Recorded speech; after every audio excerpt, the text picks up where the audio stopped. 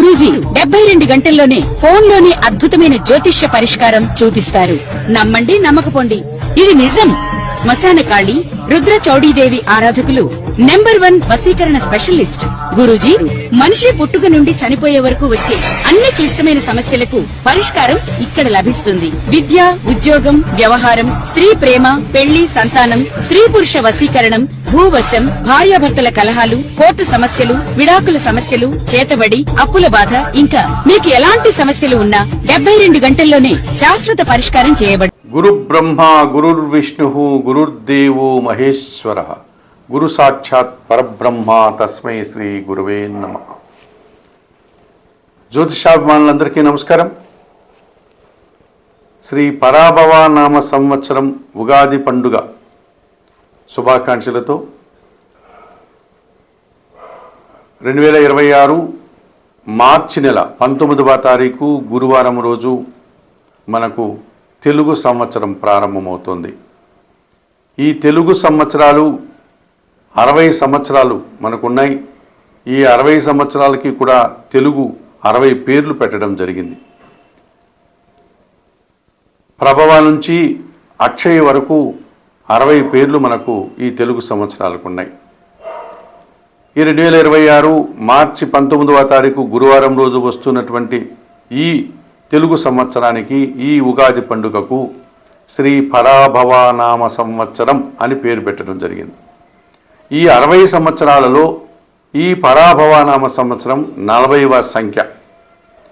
ఇప్పుడు గతంలో శ్రీ విశ్వావసు నామ సంవత్సరం అయిపోయింది కదా గత ఏడాది, దాని సంఖ్య 39. ఇక 2027 ఏప్రిల్ నెల 6వ తారీఖున మరొక ఉగాది పండుగ రాబోతుంది. దీని తర్వాత పరాభవ నామ సంవత్సరం తర్వాత ఆ ఉగాది పండుగ, ఆ సంవత్సరం పేరు శ్రీ ప్లవంగ నామ సంవత్సరం. అది 41వ సంవత్సరం.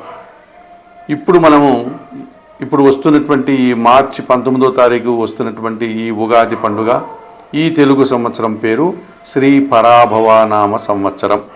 ఈ పరాభవ నామ సంవత్సరం అన్న పదానికి అర్థం ఏంటంటే పెద్ద ఓటమి, పెద్ద అపజయము అని అర్థం. ఎవరికి అపజయము? ఇద్దరు శత్రువులు ఉన్నారనుకోండి, అందులో ఒకరు ఓటమిని పాలవుతారు. అయితే ఈ సంవత్సరము అందరూ ఓటమి పాలయ్యేటువంటి అవకాశం ఉంటుంది. రాజకీయ నాయకులు కానీ, రాజకీయ పార్టీలు కానీ, వ్యాపారవేత్తలు కానీ, మనుష్యులు కానీ, ఎవరైనా సరే ఓటమి పాలు, పరాజయం, అపజయాలు ఎక్కువ అవుతూ ఉంటాయి. ఓటమి రుచి చూడాల్సి ఉంటుంది ఈ సంవత్సరము అని దీనికి అర్థం.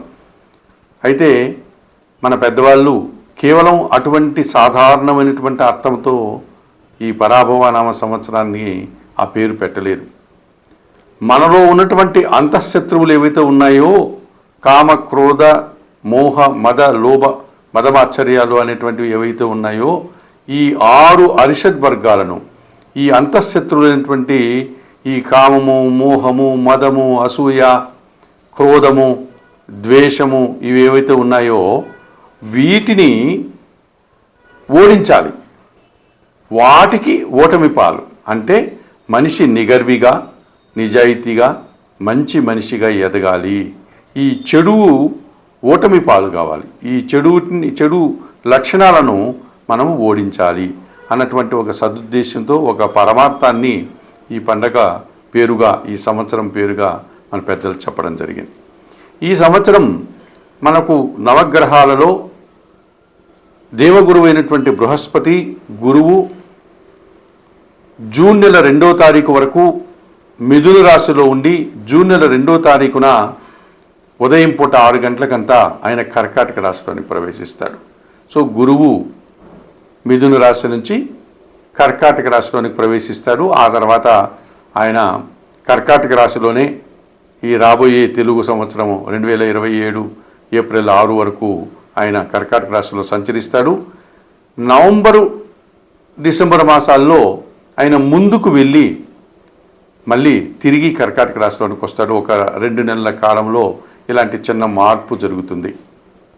అంతకుమించి గురువు జూన్ వరకు మిథున రాశిలో, జూన్ 2 తర్వాత కర్కాటక రాశిలోనే ప్రధానంగా ఆయన సంచారం ఉంటుంది. అలాగే శని భగవానుడు ఈ మకర కుంభరాశులకు అధిపతి అయినటువంటి శని భగవానుడు కర్మకారకుడు మీనరాశిలోనే ఈ సంవత్సరం అంతా ఉంటాడు. 2027 జూన్ వరకు ఆయన మీనరాశిలోనే సంచారం కొనసాగుతుంది. ఆయనలో కొత్తగా మార్పులు ఏమీ కనబడడం లేదు.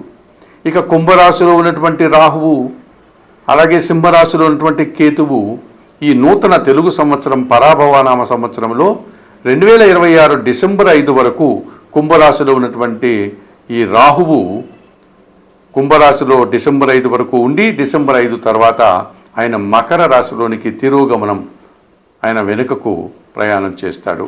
డిసెంబర్ 5 తర్వాత ఆయన ఈ సంవత్సరం అంతా కూడా మకర రాశిలోనే ఆయన సంచారం కొనసాగుతుంది.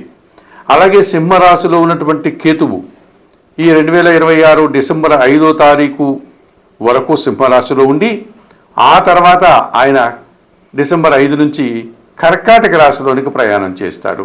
ఆయన కూడా తిరోగామిగా వెనుకకు మరలి డిసెంబర్ 5 నుంచి కర్కాటక రాశిలోనే ఆయన సంచారం కొనసాగుతుంది. ఈ రకంగా గురువు మిథున రాశి నుంచి కర్కాటక రాశికి జూన్ 2న మారుతున్నాడు. రాహుకేతువులు ఇద్దరు కూడా డిసెంబర్ 5 తర్వాత రాహు కుంభరాశి నుంచి మకర రాశిలోనికి, కేతువు సింహరాశి నుంచి కర్కాటక రాశిలోనికి వెళ్ళేటువంటి ప్రభావం కనిపిస్తుంది. ఇక ఈ సంవత్సరము వర్షాలు బాగా పడుతాయి, పంటలు బాగా పండుతాయి, మంచి వాతావరణం ఉంటుంది. ఇక మనం 12 రాశుల గురించి మాట్లాడుకునేటప్పుడు ముందుగా మేషరాశి వారు, ఎంతవరకు మిథున రాశి వారు. ఈ మిథున రాశి వారికి ఈ నూతన తెలుగు సంవత్సరం పరాభవనామ సంవత్సరంలో మంచి ఫలితాలు రావడానికి అవకాశం కనిపిస్తుంది.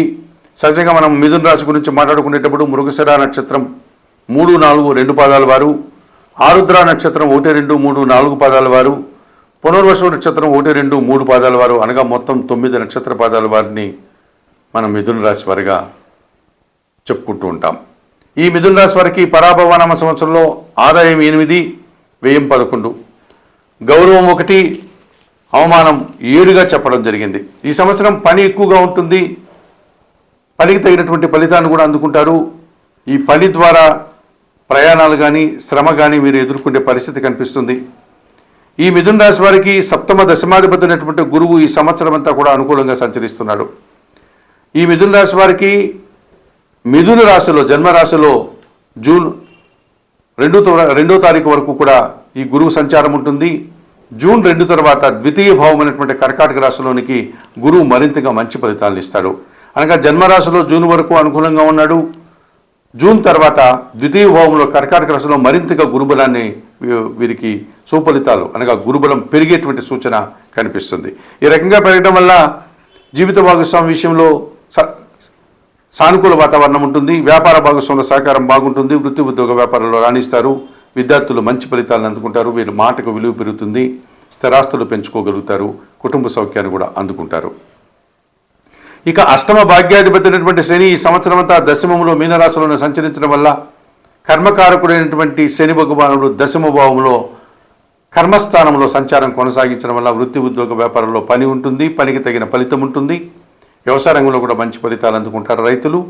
పనివారి సహకారంతో ఇంట బయట చాలా పనులు పూర్తి చేసుకోగలుగుతారు.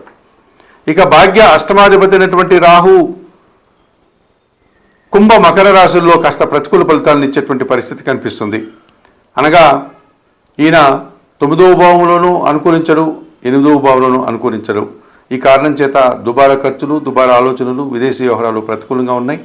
కాస్త మోసపూరితమైనటువంటి వ్యక్తుల విషయంలో మీరు జాగ్రత్తలు తీసుకోవాలి, లేకపోతే మోసపోయేటువంటి ప్రమాదం కనిపిస్తుంది. ఇక తృతీయ భావంలో సింహరాశిలో కేతువు డిసెంబర్ 5 వరకు అనుకూలంగా సంచరిస్తున్నాడు. డిసెంబర్ 5 తర్వాత ఆయన ద్వితీయ భావంలోనికి వెళ్ళడం వల్ల మీకు ద్వితీయ భావంలో కేతు, అష్టవ భావంలో రాహు కాలసర్ప దోషాన్ని సూచిస్తుంది. మరి 2026 మార్చి 19వ తారీఖు నుంచి ప్రారంభమయ్యేటువంటి ఈ తెలుగు ఉగాది పండుగ ఈ సంవత్సరం శ్రీ పరాభవనామ సంవత్సరంలో సూర్య భగవానుడు వీరికి సంవత్సరం చాలా అనుకూలంగా ఉన్నాడు.